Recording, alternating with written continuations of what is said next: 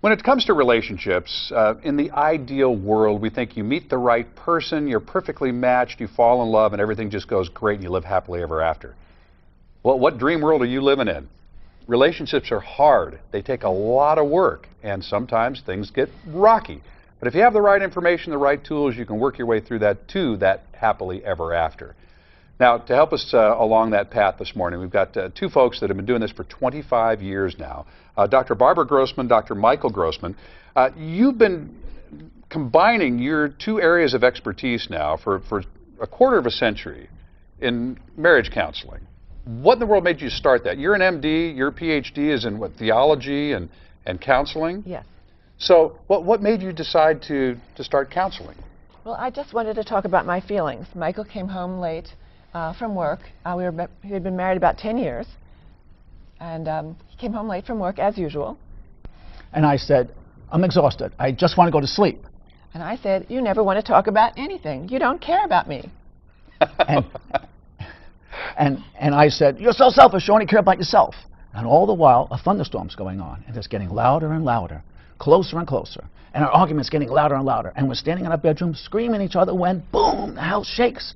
Lightning comes down the chimney, sprays sparks all over the bedroom. And we're stunned into silence.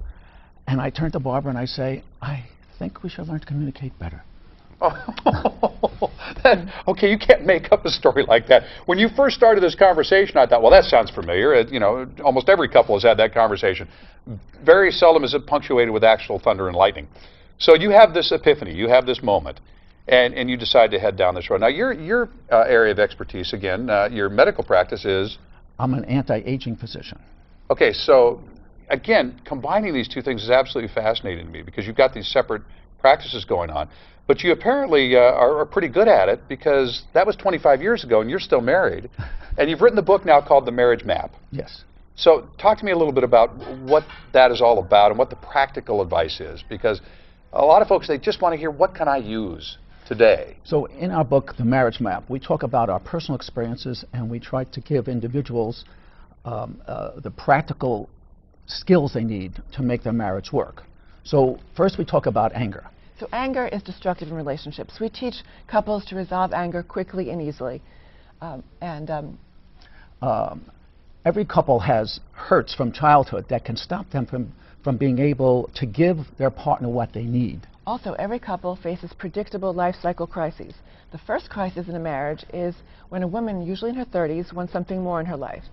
She finds her voice and she wants either a better job, she wants personal development, or she wants a deeper connection with her partner. She may not even know what she wants, and she may not know how to ask for it nicely. And asking nicely is critical to save your marriage. The second crisis that occurs in a marriage is when a man who's successful in his career and business finds that he feels bored, his heart is empty, and he wants a deeper, more intimate connection with his wife. Now, this couple may not have the skills to deliver on this change.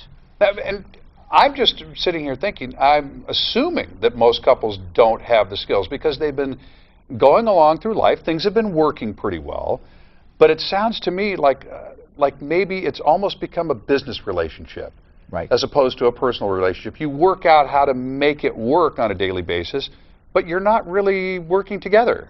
Absolutely correct. And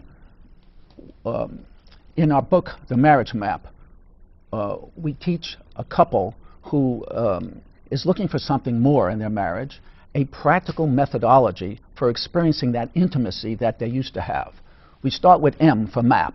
M means making requests. We teach women to make requests from their heart for what really makes them happy, but they have to ask nicely. That's about a woman learning to make requests, not demands.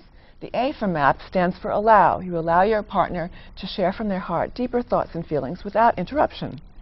When you are listening to your partner for 5 minutes every day without interruption, you begin to see their point of view about life equally as valid as your own, but it comes from their own personal experience. And when you're listened to for 5 minutes, you experience floating through the feelings of anger, hurt, sadness, fears, disappointments, and you gradually dissolve the blockages to experiencing more intimacy. Now the P in MAP stands for pause when you feel hurt, and you say ouch, and you ask your partner for a specific request. This de-escalates anger. This has the man feeling respected and the woman connected. Now, we teach our couples these skills very much like you teach ballroom dancing or basketball. And when you practice these skills and they become second nature, you actually you transform your marriage. But the woman still has to do it in high heels and backwards, right? So this is a little bit more of an equal relationship and equal responsibility. Yes. Look, we're flat out of time, but Dr. Barbara Grossman, Dr. Michael Grossman, it's the Marriage Map. You can get it at Amazon.com. Yeah, Amazon.com, yes. And again, practical experience. I said it was work, but I didn't mean to say that it was impossible or terribly awful work. It's very rewarding, is it not? Yes, Is that not part of your practice? Totally. Yes, indeed. Yeah, totally. So pick up the Marriage Map and go to work today. Thank you so much. A real pleasure.